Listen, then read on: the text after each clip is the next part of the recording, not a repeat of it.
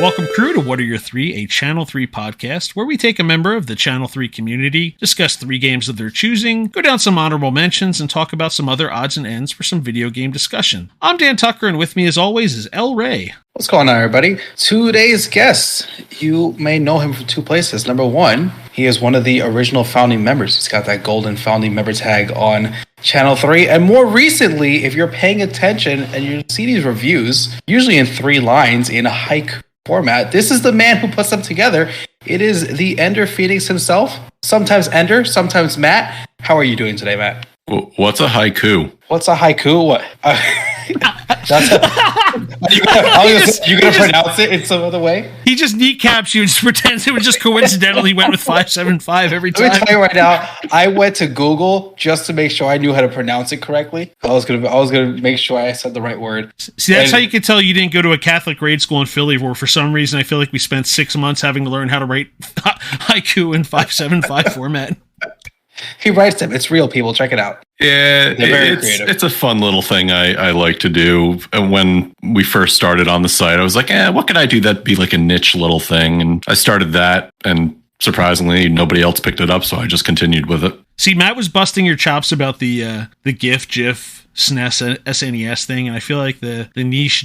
I don't know if there's a right answer for that one either. I don't know. I alternate that, but we could start that war too if you want. I'm not starting that war. I'll let you do that. Listen, I'm built to start wars. I'm gonna say niche, and that's not to be against you because I don't know if I've heard niche. I alternate. I knew what you were saying, but I would go niche. I'll put that as a question. I'm not afraid. I'll put my face on it too. I'll get a picture of Matt's face for niche and put mine as niche.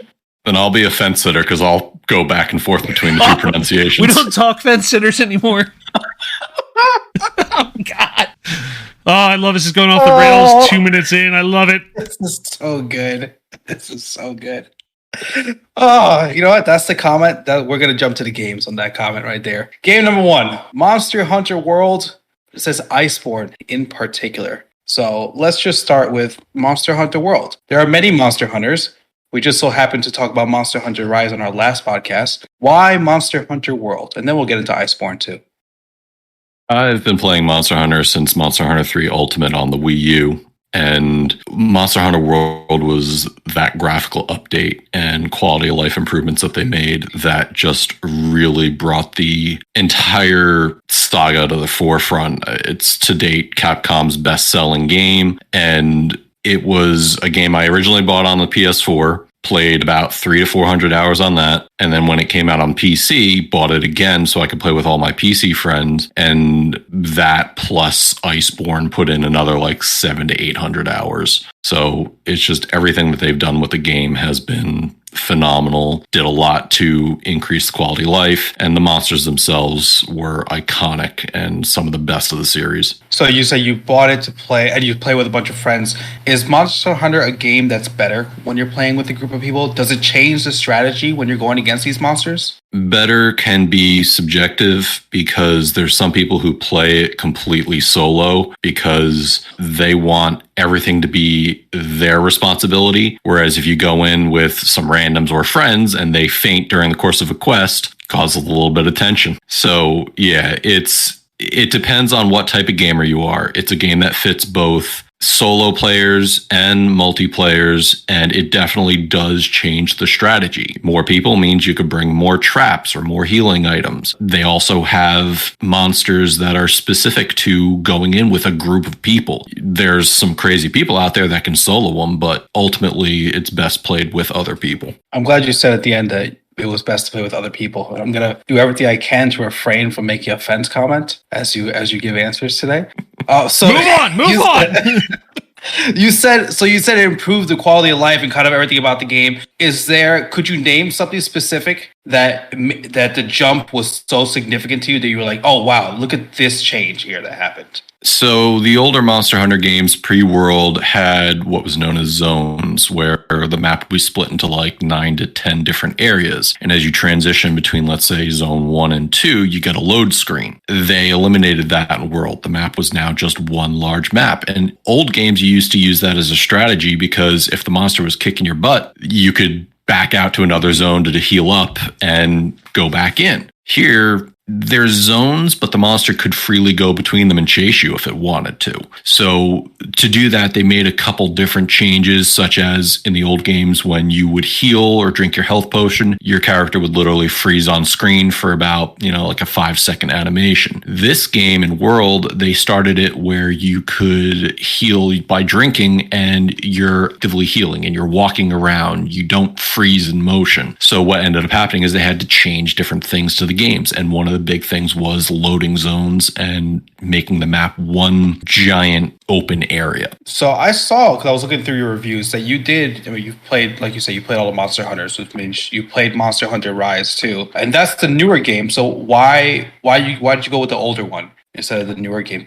Is it the system? Did you not like the kind of the more like vertical world of Rise in comparison to just the open world of this one? I loved Rise a lot, and especially its expansion Sunbreak. But World was the first one to make it easier to play with my friends and get them into the game. So to me, it has a level of significance over Rise. Now, I got them to play Rise as well. And with Sunbreak, we have about 700 to 800 hours in that ourselves. But World was that first one that I got all my friends into, and then we put so much time and effort and making our builds and playing with the different weapons. So World had a specific and a special place in my heart for what it did for the series and how I played with my friends. And all right, so now Iceborne. Why are we talking about this specific expansion in Monster Hunter World? So in the old games, when they did a quote-unquote expansion, because if you don't know, Monster Hunter has several layers of difficulty, from low rank to high rank to what's called now master rank. The old games, they would release an entirely new game and just call it Ultimate. You'd have to start from scratch.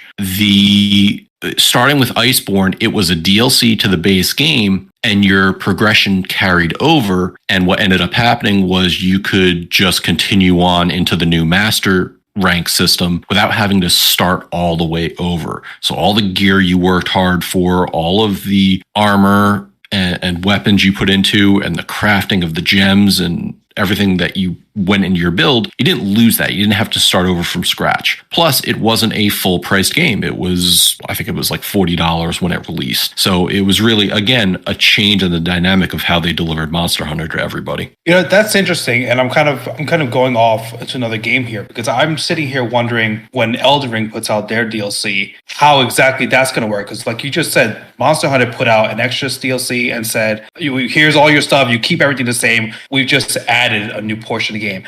How did they do that in a way that, if I've played less than you, how can we both have kind of the same experience with this new world area? Great question, because they actually did think of that. So there's two aspects to Monster Hunter that are really important. It's your armor and your weapons. And by killing monsters or capturing monsters, you get the parts to make new weapons and armor and upgrade and so on and so forth. When they released the DLC, they put a fast track armor and weapon set out that you could build with just normal in-game money. And it gave you at somewhere between the high rank and master rank at the lowest level to help you survive and get through the base game to get to the end game to play with your friends, if that was your desire.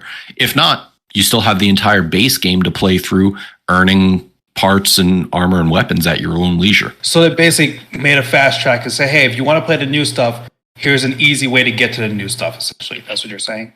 For the most part, yeah. Yeah. So could anyone have been overpowered already before Iceborne came out? There always could be, because the best high rank armor and weapons were still better than the fast track set that they gave out, which made going into the master rank stuff a little easier. But it really didn't matter, because soon enough you were still hitting those walls that Iceborne gave you. All right, let's move on to game number 2, The Legend of Zelda: The Wind Waker. And I'm just going to start off right at the beginning here. It's been about 2 decades now for this game. What was your initial thought when they dropped the first trailers, they dropped the first information for this game, and you saw the cell shading, you saw a wildly different game from Majora's Mask and Ocarina of Time? Like how I said it, Ocarina, Ray. You happy this time? I said Ocarina with no errors. I'm just glad you're improving yourself. It's all right. It's all about, we're all getting better in life, one day at a time. I tried to explain there were no Ocarina dealers in Philly, so I'm learning.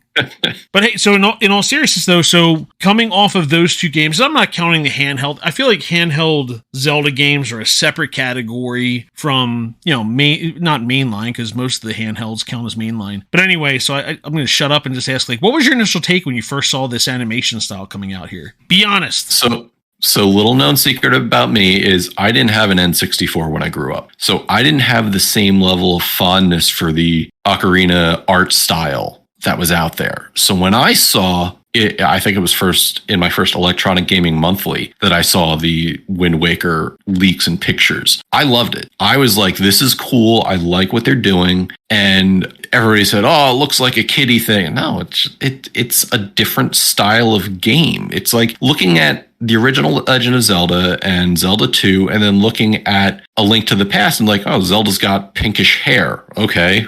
That was an art style choice that they made, and it worked. And I really loved the art style that was presented for Wind Waker. So why did you pick this one? So I mean, you've had plenty of time to discuss the Zelda series, and we're going to leave Breath of the Wild out of this conversation. But for the entire series, for what you've played, why did you pick this one to be your representative? The art style is different enough compared to the other games, and I'm not counting Phantom Hourglass or Spirit Tracks, because those were subsets of what this game presented. So it was one of the first full Zelda games that I beat. And that was, I think, even after Link's Awakening. But the art style, the gameplay, people might turn out and say that the sailing sections were boring. I found them exciting because there was always stuff to do, whether it was hooking for treasure or finding a little island that might have had a treasure chest in and of itself. I enjoyed the sailing portion of it. Was it a little too far open for some people's taste? Yeah, but to me at the time, I enjoyed it. I remember playing it in college, getting it for the GameCube, playing through it all, and it was just such an adventure at the time when I was lacking other adventure games. We're going to do an obligatory pause here for Ray to rip us for the math on, again, as we mentioned before the podcast, Matt and I know each other from that college era, so Ray is here to take shots at the old men.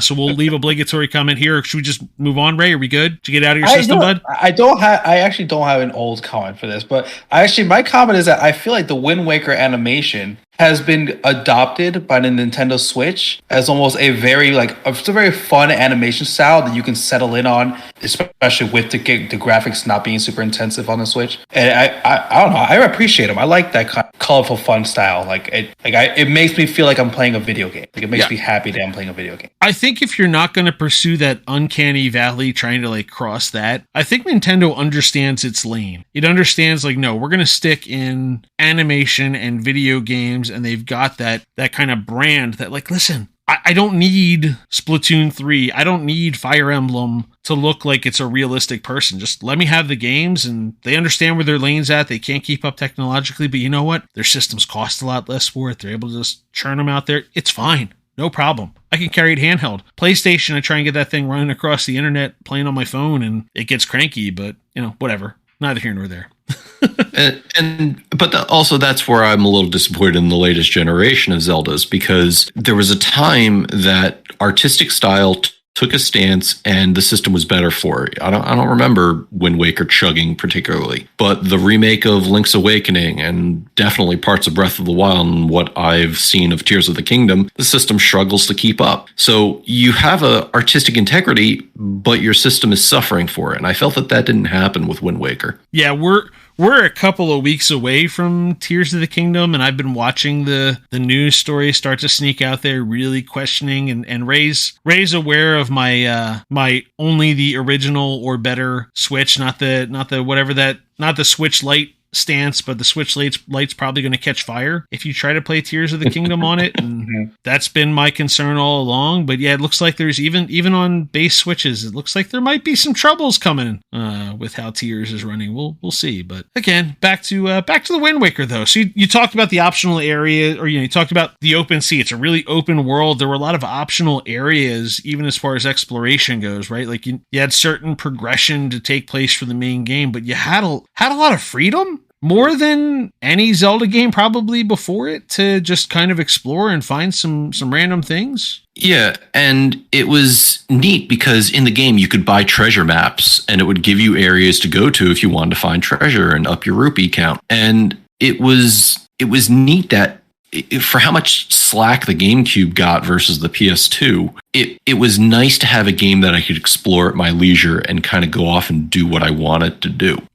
So here's the controversial question for this one. Why did we not get a re-release? Where is this at? Where Zelda's 35 came and went nothing. Yeah, and it's languishing on the Wii U, and a lot of people are happy that we got Skyward Sword as a variant on the Switch, and a lot of people are saying I don't want to plug in my Wii U and have it die and never have access to the Wind Waker again, and that's why I always advertise emulation. Yeah, or I don't want to spend $200 to find a disc for it somewhere. Not going to happen. Yeah. All right, last thing, Ray. Do you want your head to explode? Do you want us to explain where this one falls in the timeline? Because I made sure I was prepared today, Ray, with exactly how this falls in the timeline. I'm looking at your preparation, and I mean, as someone who did not play Legend of Zelda games, it's just that's not my story. I have read through all the different timelines. It's very interesting, and it feels like Nintendo is about to pull off one of the great wrap ups of a story of all time. But yeah, and you go for it. Well, that's what I'm telling you. Matt brought up the Skyward Sword thing, and I'm telling you, there's something to do with Skyward Sword and the way this is. And my head's been attacking itself about the circle of time. You made a joke about that. I'm like, wait, what if he's right? What if he's right? It is just time's a flat circle, and this feeds back to Skyward Sword in the beginning. And no, God, yeah. I just like the fact that this is what if Ocarina of Time ended? Adult Link went back to being young Link, so he wasn't there to stop Ganon when Ganon returned, and this is centuries later afterwards, after Ganon destroyed everything, and so you got one of your branching timelines in here. But I honestly, even when this game came out, I had no idea. I had no idea any of that was the case. You always just had a Link, you had in this case, Zelda is a pirate, what do you call her? Pirate captain, pirate queen, whatever you want to call her, whatever. Zelda's a pirate in this one. You always just have the same features coming back one way or the other, and Wind Waker was no different. All right, so we move on to the third game, Team Fortress 2, which I was just excited to hear about because Team Fortress got me through some gaming time when all I had was a laptop that was not made for gaming, and this thing still ran on it, and I can still play with a team. But before we get into the game, I was told I have to ask, and I know there's a post on the site, I have to ask about the proposal and how Team Fortress 2 comes into play with the marriage proposal. So we got to start there. Okay, so to answer that question, I ask another question. What class was your favorite, Ray? Oh, for me, I had so much fun going around as the as a secret agent, especially when you spy. Yeah, with the spy, especially when you got either the ice pick or the steal identity when you assassinate somebody right away. And then I was a support. I used the healer, and I was like, I'm very happy if someone wants to run around and get all, and I will follow along and make sure you survive. I was really happy doing it. Okay, so to answer your question in a roundabout way, and this makes for thrilling audio, but here on the video, you can see. There it is. I got the Pyro tattoo because Pyro was my class. And Team Fortress 2 is another game that I have hundreds of hours in. And it was one of the first games my wife and I played when we were dating. So one of the first things we did when I dated my wife was we went to Anime Next, which is an anime video game convention here in Jersey. And I cosplayed as the Pyro. It was something my friends and I had started. We were like, this game is great. Let's do something when we go to the con. So I cosplayed as Pyro, and the suit was as hot as you think it is. So when I started dating my now wife, we would go to the convention, and she went dressed up as a white mage. And at that time, I knew I was going to propose to her. I had bought the ring in January, and the con wasn't until June. So trying to hide a ring for 6 months was a pain in my butt. So there were easier ways to hide it than that, Matt. Well, okay. So funnier side story was I bought the warranty, and they sent a letter to my house, and my mom that's amazing. sent me a text being like, "Hey, what's this Zales thing?" And my mind freaked out and thought it was my wife, Veronica, sending me a text going why would Zale send me something? I don't know. And then I reread it and go, oh, okay, no, that's mom. Okay, hey, do me a favor. Hide the Hide the letter. So anyway, back to the story is we went to the convention that year. I dressed up as the pyro. She was the white mage from Final Fantasy. And I had organized a bunch of my friends, one friend who was a photographer and another person to videotape it. And sure enough, I got the proposal on video, photographed at that time. She said yes, obviously. And the thing I had to do was doff my outfit, the gas mask, the grenades, the flamethrower. Yes, I had a real replica flamethrower carrying around. That thing was heavy. But to give you all the idea of how much I love Team Fortress 2 and how much that means to my friends and I. Tucker will remember this, but at my wedding, my wife and I walked out to the Team Fortress 2 theme. And it was great because the gamer friends that I had at my wedding were the only ones who, when they started hearing the ticking of that sound, they knew exactly what was up. And that's what meant the world to us. So that's why this game is probably in my top games of all time, because of how good it is, but also how much it means to me and my wife personally. It was like a 5 to 10% of the population, maybe, including my wife, was like, what's going on here? And the rest of us are cracking up there. It's like one of the greatest inside jokes of all time there. Why why is Team Fortress 2 the game you and your now wife played first? Is she? I know she's on the website. Is she a big gamer too? And like, this was just the one that you guys agreed on? How did this happen? Yeah, she is a huge gamer, and I'll give her a shout out on Twitch, Gamer Veranza, Veranza. She does Twitch. She plays a lot of video games. When we were dating, she had a gaming computer, and it was from like iBuyPower or something. So, pre-built are not a bad thing, but at that time I had already built my own computer, I think 3 times over. So I built her computer, and she wanted to play with my friends and I. And that was just one of the first games, because it came out in 2007 with the Orange Box, and her and I started dating in 2009. My friends and I were still playing that game at that time. Her favorite class at the time was the heavy, and it was perfect because I had a friend who played the medic, and he would go between us and make sure that we stayed alive to kill everything else that was not our team. And it was a game that jived with us both. There weren't many other multiplayer games that we played. We had a lot of Borderlands that came down the line, but Team Fortress 2 was one of the first games we played together, and as you can see, it obviously means a whole lot to me. Is this a game that you played with friends? Is this one that did you make any friends kind of playing, or are there friends that you have because this is the game you play and you guys kind of stayed connected because of it? This is absolutely the game that I made friends, and I give him a shout out. His Steam name is Martha Stewart, because he always thought it was hilarious that when he killed somebody, it said Martha Stewart killed you. Steve, Greeth, a bunch of people that we played that we were at their weddings, they were at my wedding, and these are people who are no longer friends but family. So it's that Cinderella story of meeting people online and having them not be murderers. How does it feel that there's it took 16 years, but the game ended up getting, or is about to get, I forgot if it came out already, like a brand new update? Is it amazing that this game is still happening and people are still playing it? I guess it's not surprising to you because you love the game, but are you amazed that they keep going on with it? Not really. I mean, look at Counter-Strike Source and Counter-Strike Go. I mean, we're getting Counter-Strike 2 this year for the first time. First real sequel from Valve in a long time. But the fact that the community is supported as well. The community had buy-in because they would make items and make money off the sales of those items. So that led a lot to the longevity of it. And it's always been a solid game built off of an even more solid game of Team Fortress Classic. And what Valve did with this was lightning in a bottle. And that's why I think they don't want to count to number 3 with any of their series. So what sets it apart? Because again, I know there's Counter-Strike, there's Team Fortress, but there's a lot of shooters in between that kind of come and go or have to change what they're doing every few years. This game kind of really stayed consistent. You have classes you play and you get a win in the group. Why is Team Fortress like set apart from other first-person shooters? So it was definitely one of the first, in my memory, class-based shooters where every role played some level of importance to completing the objective, whether it was a push-pull map, a payload map, a capture the flag. And it, like I said, it started off on very solid ground, and each class was super specialized to what they did. And then to keep the game fresh, they started introducing side grade weapons, not necessarily upgrades.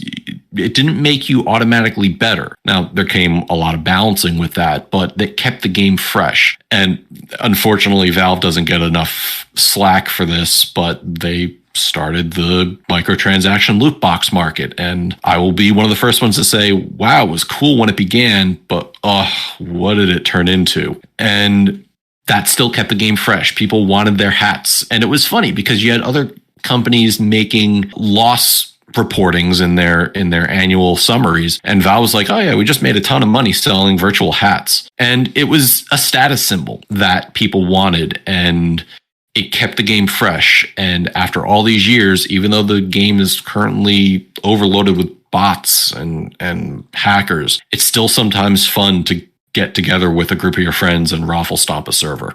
I'll finish with this because we've kind of talked about it in the first two games already. How do you feel about the graphics and the art style of this game? We did graphics with Monster Hunter. We talked about the art style with Zelda.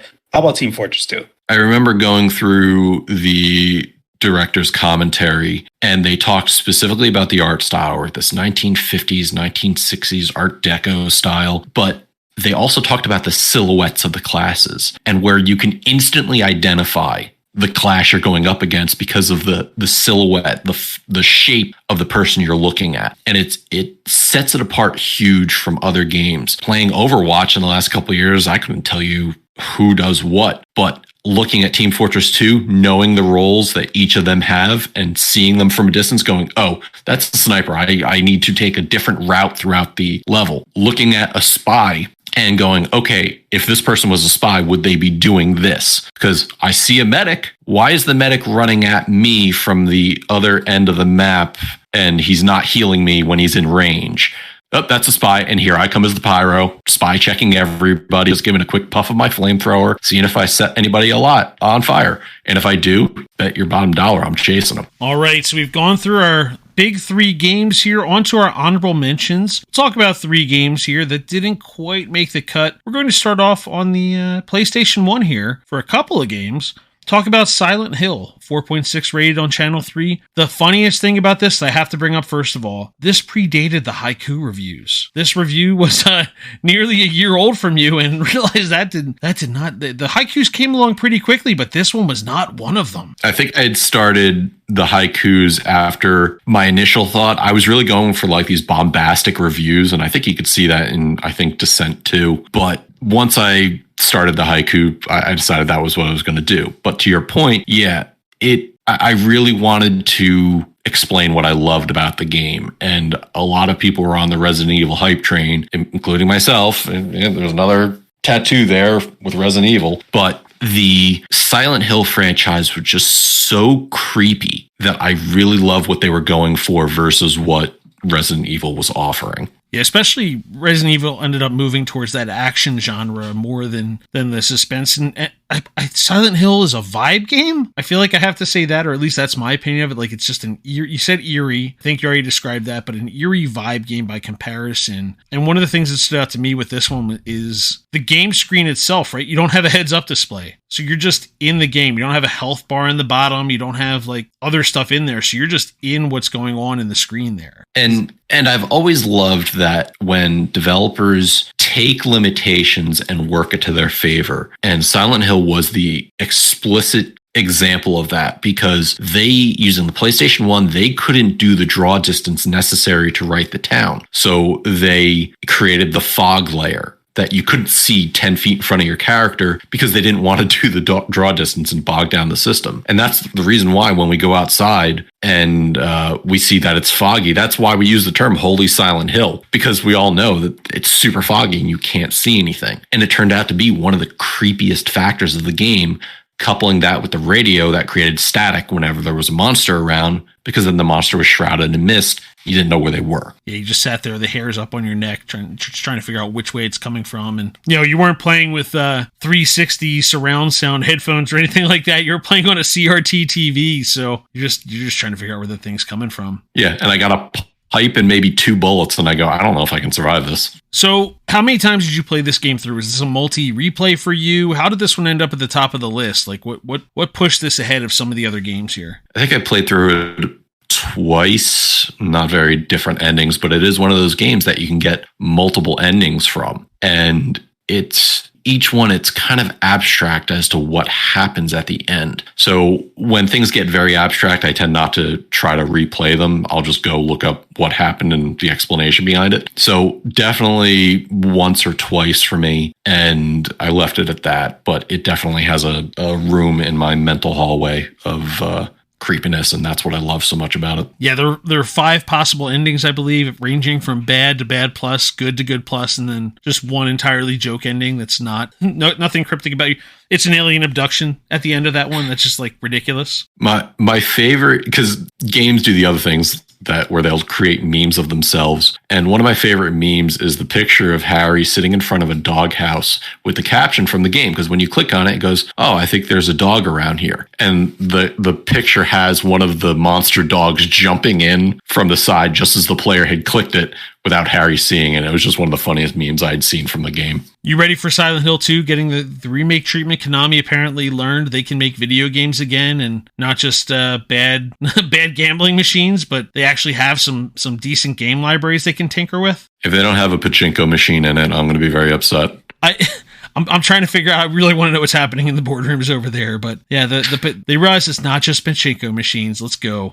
Playable Characters Podcast, funny interviews with real video game characters. Hi, I'm Calvin Cato. And I'm Brian McGinnis, and we interview video game characters on our show. We have comedians and actors come on and pretend they're a video game character for 30 minutes. We talk to them. It's all ad-libbed and improvised, and always very funny. Past guests include Bowser, Ms. Pac-Man, Q*bert, Princess Peach, and Princess Daisy. Yeah. Yep. You put them in a booth, and something short-circuited, and I decided that someone was taking too long in the money booth. And I hit her with a baseball bat. And thus was born Super Smash TV. Just like that. I was being raised by a family of toadstools. How is that? That seems like it might be kind of fun. It was really fun. Mario should stick to plumbing, okay? Okay, he's from what I hear, a good plumber, a terrible hero. Yeah. So, I mean, really bad. And, I mean, let's not get started on his, whatever he is, friend, brother, special friend, I don't know, Luigi, whatever they're doing. Well, that's what they're saying. That's what they're saying. They're saying they're brothers because, in the Italian-American community, these people tend to not look kindly on certain relations. If you want to know what's going on in your favorite video game character's life, check us out. Playable Characters Podcast, wherever you listen to podcasts. Yes, comes out every Monday. So let's talk about another PlayStation game here. You talked about some of the limitations, some of the breaks, some of the changes. A game that took a while to get off the ground. A beautiful story and development perseverance. We can get to that. But Tenchu Stealth Assassin. I have to add this one to the library also. I have a note for myself after this that I actually have to add that to the Channel 3 library. But a major stealth game for the PlayStation 1. Let's talk about how this one ended up here. So it came out, I want to say just after Metal Gear Solid. I remember specifically playing it before, but that doesn't mean that was the order of operations. I remember reading about this in the same magazine that they were talking about Thrill Kill, and we all know what happened to Thrill Kill. And I was afraid the same thing was going to happen with Tenchu, but I was on that game hard compared to the same way some people were on Metal Gear Solid. And Metal Gear Solid was a great stealth action adventure, but it didn't have ninja. Wait, no. Okay, it had ninjas. It had one cyborg ninja, but you weren't the ninja though. There were 2 ninjas. You got to be 2 ninjas. Yeah, I it was sad. I didn't get to be the ninja. So Tenchu allowed you to be the ninja, and not just one. You could be one of 2 ninjas, Rikimaru or Ayame. And really, for the time, it was interesting because given that it was set in feudal Japan, and given that you were ninjas, men and women at the time were treated differently. And if you played as Ayame, when you go up against certain bosses, they would either say something differently or act differently. In one scene, Rikimaru confronts his aggressor, and the aggressor goes, "You're right, I've been dishonored. I now need to commit suicide. Can you help me?" And the tradition in feudal Japan was the samurai or ninja would chop off the head of the person who was committing seppuku. If you were Ayame, the female ninja, the person would challenge you. They wouldn't see you as worthy. So you got to kick their butt as cool female ninja. And it was so much fun playing the game, and the controls were horrendous, but you could do different things. And the entire purpose was not to be seen, to kill all your enemies, not be detected. And you could do what was called stealth kills. And each character had 3 different types of stealth kills you could do based on your positioning once you got up against, let's say, a palace guard. If you were behind them, it would do 1. If it was to either side of them, you would do stealth kill number 2. And if you were directly in front of them, which was the most challenging, it would do like a really cool stealth kill. So that was the fun part of the game. And I think it was only like 10 or 13 levels. You got different types of weapons. You could use poisoned rice. You got shurikens. You had a cool grappling hook that will allow you to get height advantage over the guards you were trying to sneak past. It had rebirth items, health items, colored rice to plot your path, because the maps in these games weren't great. You could pull up the map and maybe you figured out where you were. But all of that was done alongside what was known as Metal Gear Solid. And Metal Gear Solid had the cool maps, the spy action, the cool guns. I just always liked ninjas more than like spy operatives. And that's why that game was more highlighted for me. Super violent, super cool. At the time, looked awesome. Doesn't really hold up today, but I love that game quite a bit. And it was a couple of years ago, I actually went and I bought the PS1 disc just so I have it in my collection, even though I'm able to play it digitally. You mentioned the Metal Gear comp, and I think the IP aspect of it and the Kojima coming back aspect of it probably kind of put that one in people's faces more, or made it more of the option, or the one that was more talked about. I'm just impressed with the development this one took, because it started in like 1994, I guess effectively a cocktail napkin or a lot of discussions, but they kept trying to go to Sony and kept getting turned down because they didn't want to work with a new developer. Sony was really trying to just work with existing folks, existing technology, and they still got to push this one through and make it work. So I think as much as anything, the development of it was a really cool story, and really, and how Perseverance worked, and they built just kind of a game. Because listen, Metal Gear Solid, like, you didn't get ranked at the end of it as to how you did from a stealth perspective. Like, you could eventually, was Metal Gear, was it 1 or 2, Solid 1 or Solid 2, where you get the invisibility for the entire game if you manage to go undetected? I think maybe it was 2. Whatever, not the point. But like this one, you got ranked. How did you rank typically, by the way? Because I think, didn't it rank you at the end somewhere between like Thug and Grandmaster, depending on how you did? I don't think I ever got Grandmaster level in any of the levels. I at the start of playing the game, I was Thug quite a bit, but as I went and practiced, I was somewhere around the B area for most missions. I did end up beating the game, though. I did use some cheats and codes during the final boss because he was tough. What was also interesting is now going back, having beaten Elden Ring last year, I was like, oh man, that was a lot of fun. What other FromSoft games did I want to put? Oh, okay. So Tenchu was my first FromSoft game. Oh, we'll be coming back to them soon, but I'm going to let Ray jump back in here. So we get to the third honorable mention, Soul Calibur 2. The first question that has to be asked is, what console did you play Soul Calibur 2 on? Because it became very important on what you played it on. I played that on the GameCube. How did you feel about having Link and his Master Sword as a playable character? It was freaking awesome. I loved it. It was amazing. I think it's the first Soul Calibur I played, probably one of the first fighting games. And I just thought, whoa, this is cool. Like, Nintendo can take characters and put them in games and make it work, even with a game that wasn't the correct system, like Link's an Avenger character, and now he can play in a fighter game. We don't get a lot of fighting games usually on these lists here. Why does this one show up for you? Soul Calibur is one of those games that has lasted through the ages, to use the term of the game. I never played Soul Blade. So when Soul Calibur came out on Dreamcast, it was one of those Dreamcast games that everybody had, and I found my niche in playing it, and it ended up just sticking with me. I played Soul Calibur 2, Soul Calibur 3. I don't think I did 4. I played 5, and now I have 6. So it's definitely one of those games that I could pick up my main character in any of the ages and play it and do moderately okay. So who would be your main character? Is it a repeating one that you still use today, or it's kind of changed per game? It's Nightmare. It has been, always will be Nightmare, and I feel bad for my friends because they keep deciding to challenge me, and I purposely don't pick Nightmare because when I do, it's a problem for them. So do you consider yourself a very good Soul Calibur player?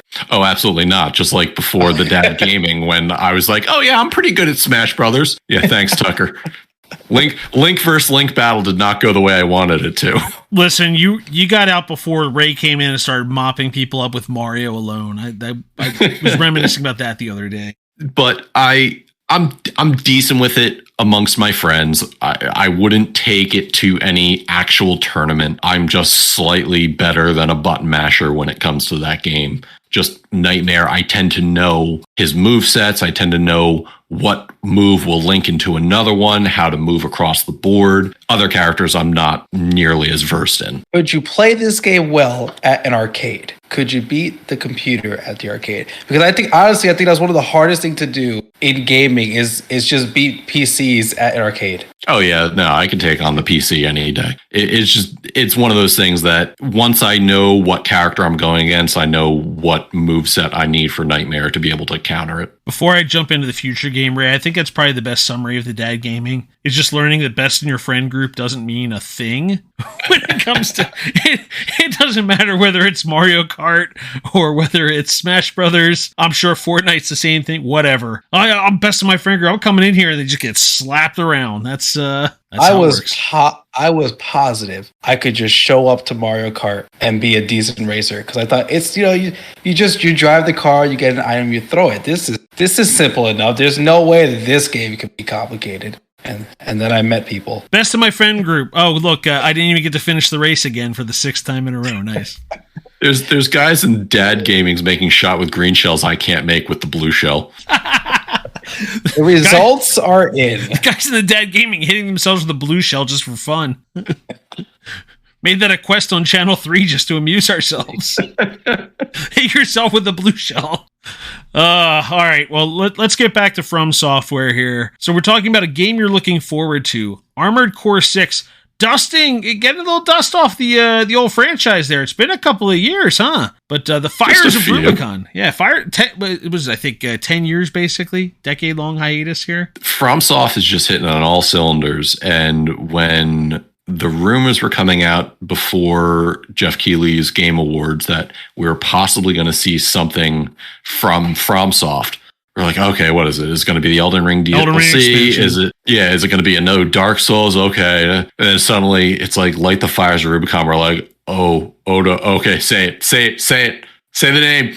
Armored Core 6. Oh, we all just cheered. It was great. It's such a storied franchise and so much going for it. So it says Armored Core 6, but when you look at the series too, I feel like, 4 of the games have at least 3 offshoots?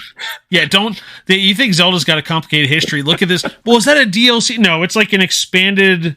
It's kind of like Final Fantasy X2. No, it's just a sequel to only the 10th game and not to anything else here. No, that's a sequel to the 3rd game, but kind of on its own. Well, that one's just a DLC, but it gets a little funky here. So you're happy this was coming back. Like I said, I think it's been about a decade since we've had Armored Core 5, and I think that one had 2 offshoots maybe, or 3 offshoots. But what made you so excited to have this one back? Because we deserve a new mech game. And I was waiting anxiously forever for the new MechWarrior stuff to come out. And in about 2012, we got MechWarrior Online, which is decent play with friends. But then they came out with MechWarrior 5, and it was kind of a letdown at the beginning. And it's since become much better. But Armored Core is one of those games that the mechs feel like they have weight to them. And the configurations and the changes you can make and how you approach a mission, it was just so much fun. And I remember making like a 4-legged grenade launching monster in one of the earlier games, which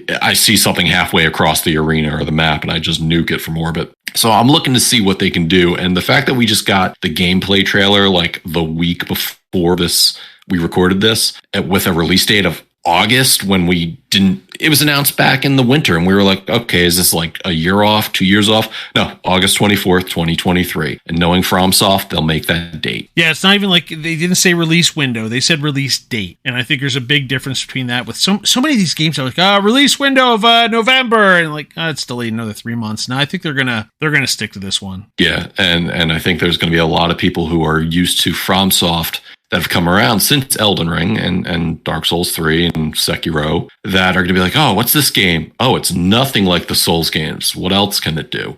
And I think they're going to find fun ways to really make examples of your enemies in that game. Yeah, that's me. You could put me in that category. I saw Armored Core 6, and my first thought was, there's 5 others of these? I had never heard of this game before. I've never heard of this game, and I saw the trailer that said From Software, and I was like, yeah, that looks amazing. Why is there a 6 though? It's like, I'll try this. I think they're using their Elden Ring money to be like, okay, yeah, you can go ahead and make this game. And there's hope yet, because the last Tenchu was 2009, so maybe they'll do a kick the dust off of that one next year for a little 15th anniversary return. Wrath of the Heaven is my only hope.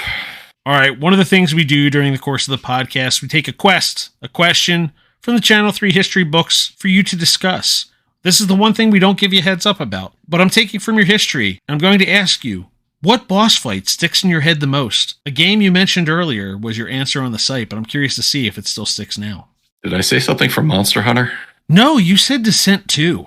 Ah, yes. Okay. So, yeah, when you asked me for choose my 3, Descent 2 was on and off the list a bunch of times before I sent you my final list. And Descent 2 was a game that I was anxiously looking forward to, because back in the days of PC and game playing, you could just hand your friend a CD and install the game from the CD with no keys or whatnot. And on the disc was a game called Descent, which after playing Doom and Doom 2 was amazing. You played in a ship flying in mines with 360 degrees of freedom, and you fought off robots using, 10 weapons in the first one. The second game introduced 10 new weapons. So you had access to 20 total weapons, which playing Doom and your silly 10 weapons, forget that. So the final boss of Descent 2 was, I forget the name of it, but it was this massive robot with 2 missile launchers. And from those missile launchers, they fired the most powerful weapon in the game called the Earthshaker missile. This is a blue missile that when you shot it, it exploded in a giant blast radius, so anything near it would die. And then it also released 10 smaller